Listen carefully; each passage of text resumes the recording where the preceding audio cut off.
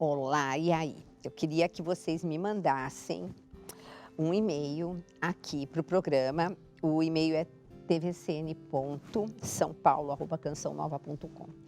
Quero saber quem começou a fazer uma atividade física depois que assistiu todos os nossos programas com o professor Henrique, que falou tanto dos benefícios para para tudo no corpo humano.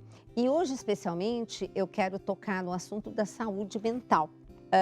O professor Henrique Stelzer Nogueira, que é educador físico, e ele é mestre numa área diferente, mas que tem a ver com a área da saúde, porque ele quis fazer, que é mestre em engenharia mecânica. Uma hora ele vai contar para a gente aqui o que é a pesquisa que ele desenvolveu. Bom, Henrique, eu tenho algumas questões aqui. Como a atividade física pode ajudar na saúde mental? Portadores de distúrbios psicológicos como depressão, síndrome do pânico, esquizofrenia, ansiedade, eles podem ou até devem praticar atividade física?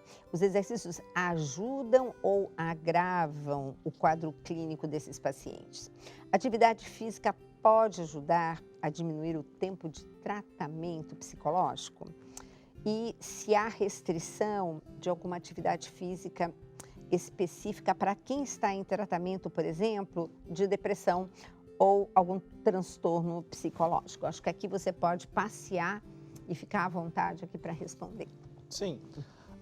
Como visto nos programas anteriores, né, a gente vai construindo a nossa base de informação da saúde nesse aspecto, é que toda vez que você vai desenvolver uma doença, seja qual for, você sempre vai ter um problema de desregulação imunológica, você sempre vai gerar muita inflamação, essa inflamação, dependendo do tecido que está acontecendo, aonde vai desencadear as doenças, tá?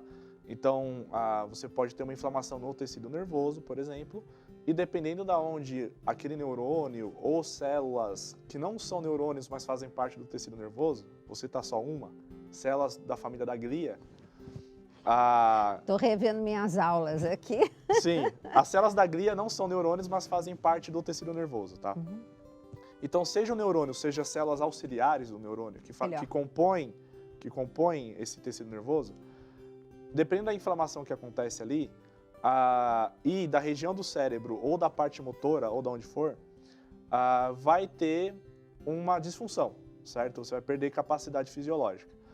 Então, isso vai afetar a produção de neurotransmissores, conexão de neurotransmissores, né? Então, como a gente tem vários tipos de neurotransmissores e receptores deles, inflamações, aspectos que degradam o tecido nervoso fazem com que diminua uma produção de um neurotransmissor, aumente de outra, por exemplo, e as conexões também vão acontecer de forma muito errada. O que vai acontecer então? O sujeito vai responder, vai expressar de alguma forma. O sujeito pode ter uma ansiedade, o sujeito pode ter uma depressão, o sujeito pode ter transtorno bipolar, o sujeito pode ter qualquer tipo de doença neurodegenerativa que pode ser tanto de parte motora, cognitiva, mas também de ordem emocional, psicológica, psiquiátrica. Então, o que vai acontecer? Essa inflamação faz com que você degrade tecido. Quando você pratica o exercício físico, aí dependendo sim da intensidade que você faz e volume também, quantidade e intensidade, portanto, você pode aumentar os danos e com isso piorar o quadro do sujeito.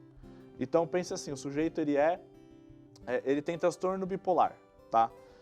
O transtorno bipolar ele é muito equivocado a forma que popularmente se fala. A pessoa acha que só está numa fase de ansiedade e depressão. Não. A pessoa está em mania de hiperatividade e isso pode fazer com que a pessoa saia da realidade, por exemplo, ele comece a perder realidade. Então, né, não é uma esquizofrenia, mas agudamente naquele momento é uma perda da realidade no momento por conta dessa hiperatividade maníaca. E muitas vezes vem acompanhada de uma depressão, porque é um ciclo. E essa depressão não é uma depressão meramente de tristeza, mas sim de perdas funcionais também biológicas importantes. O que acontece? Se o sujeito estiver numa fase de mania, por exemplo, e você propor uma intensidade de treino, pensa, quanto mais intensidade, mais eu vou requerer o quê? Neurotransmissores, que ativam o músculo. Mas ele já está em hiperatividade maníaca. Você vai, então, forçar a produzir mais esses neurotransmissores para aumentar a mania dele? Então, não seria interessante você trabalhar com cargas um pouco mais baixas, moderadas, para que você produza menos esse neurotransmissor naquele momento da mania e comece a ter uma regulação hormonal que vai chegar no neurônio, vai recuperar o tecido e melhorar a produção desses neurotransmissores? Os receptores desses neurônios também não vão ser melhor produzidos, né? Então, quer dizer, a conexão não vai acontecer e por conta disso a produção fica interrompida ou diminuída, né? Se o sujeito está na fase de depressão, mesma coisa. Numa fase de depressão, o sujeito não vai estar afim de fazer um crossfit. Ele não vai estar afim de... Ele não está afim nem de sair da cama. Exatamente. Então, uma atividade moderada no início, numa fase de uma depressão, pode ser uma boa estratégia para ir aos poucos recuperando esse sujeito. E aí sim, você aumenta agora a intensidade, só que como você recuperou o tecido neurológico, quando você aumenta a intensidade, não obrigatoriamente vai induzir mania. Porque o sujeito já treinou cronicamente e já adaptou o neurônio para quando aumentar a intensidade não exagerar na produção de neurotransmissores que vai gerar uma resposta maníaca.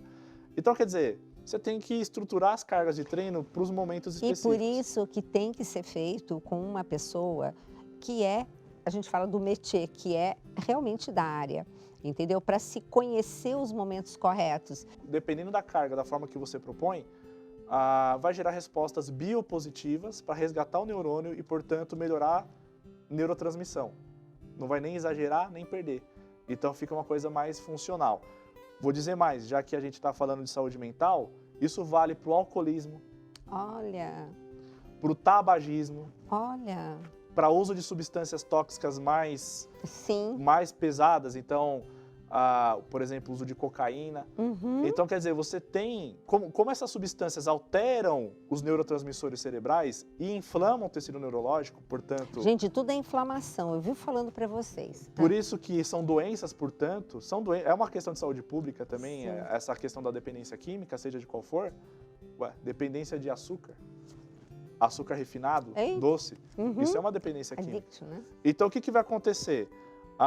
O exercício físico também tem uma literatura muito ampla e eu presencio muito isso na minha realidade clínica. Realidade clínica, não só profissional, mas pessoas próximas a mim. E aí parece que até é uma missão de Deus que me dá essas coisas. Amém. E aí o que acontece? O exercício físico vai resgatar as pessoas. Desculpa, meu gente. querido. Ai, isso aí a gente mostra como Deus age, né? Deus toca no coração e faz acontecer, assim, cenas incríveis. Desculpa, imagina, vou voltar a me concentrar aqui. Não, imagina. Acontece que, então, o exercício físico, ele melhora o sistema nervoso das pessoas e, assim, pode ser Alzheimer, pode ser depressão, ansiedade, transtorno bipolar, borderline, esquizofrenia. Sim. Mas pode ser também essa parte de substâncias tóxicas, então alcoolismo, né? As dependências químicas, tabagismo e assim por diante.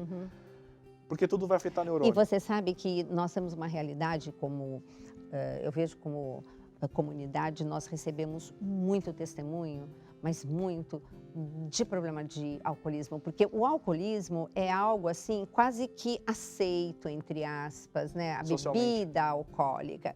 Só que a gente viu coisas horríveis agora na pandemia. Eu lembro de mães e pais falando assim, eu não imaginava que meu filho bebia tanto. Porque aí o pessoal começou a ter consciência. Então, é muito interessante o que você está contando. Fantástico. E a pessoa começa a perder a vontade de fazer uso daquela substância, conforme ela treina.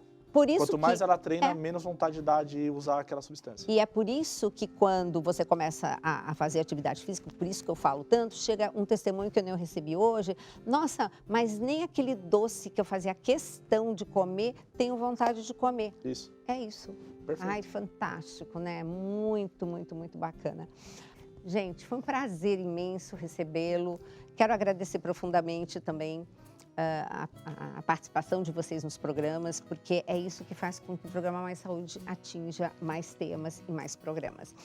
Muito obrigada, um beijo grande e até o próximo programa.